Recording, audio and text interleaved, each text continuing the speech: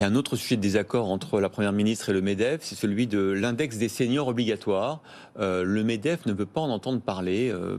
Est-ce que vous accepteriez, même pour les PME ou les entreprises moyennes, qu'on rende obligatoire cet index des seniors, c'est-à-dire le taux de seniors dans une entreprise? Alors d'abord, il faut savoir de quelle entreprise on parle. Effectivement, quand c'est une très grande entreprise, sur le plan statistique, ça peut avoir un sens de regarder l'évolution de carrière, le nombre de seniors, etc.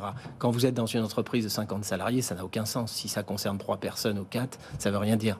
Donc, premier point, c'est regarder la taille d'entreprise.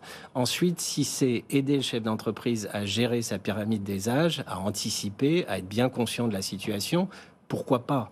Par contre, si c'est mettre les entreprises sous surveillance et prévoir des sanctions, évidemment, on y est radicalement opposé. Le problème, c'est comment on change les pratiques. On va avoir 1 million de seniors en plus qui vont arriver sur le marché du travail avec la réforme. Vous dites effectivement, peut-être pas dans une PME dire on vous oblige à prendre votre senior, c'est votre quota. Mais il faut quand même apprendre aux chefs d'entreprise à garder et à former leurs seniors. Là, il y a un chantier énorme. Alors, je suis d'accord avec vous, mais c'est pas simplement apprendre aux chefs d'entreprise, c'est l'ensemble des mentalités qui doit évoluer parce que les salariés, eux aussi, étaient bien contents de partir plus tôt. Ça, c'est le premier élément. Le deuxième point, c'est que les pouvoirs publics eux-mêmes encourager les entreprises à avoir des salariés qui partaient plus tôt avec des dispositifs et des appuis financiers à la clé. Donc, vous voyez, c'est l'ensemble des mentalités de la société qu'il faut revoir. Après, nous, ce qu'on dit, c'est qu'il y a la question de l'embauche, effectivement, des seniors. Et puis, il y a aussi le sujet qui est celui du maintien dans l'emploi des seniors. Et c'est vrai que c'est un sujet aujourd'hui.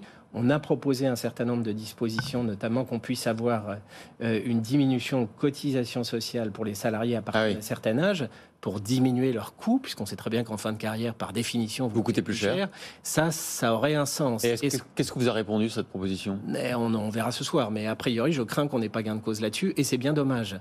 Après, il y a un autre dispositif qui s'appelle le cumul emploi-retraite. Tout à fait. Qui existe, qui était là encore assez peu incitatif, puisque quand vous cumuliez à la fois l'emploi et les retraites, vous continuiez à cotiser pour la vieillesse sans être bénéficiaire d'avantages derrière. Donc voilà, là, a priori, je pense que sur ce point-là, les choses devraient être revues. Mais vous voyez que la question de l'emploi des seniors, elle est complexe. Ce qu'on sait quand même, c'est que quand vous décalez l'âge de la retraite, mécaniquement, vous augmentez le taux d'emploi des seniors.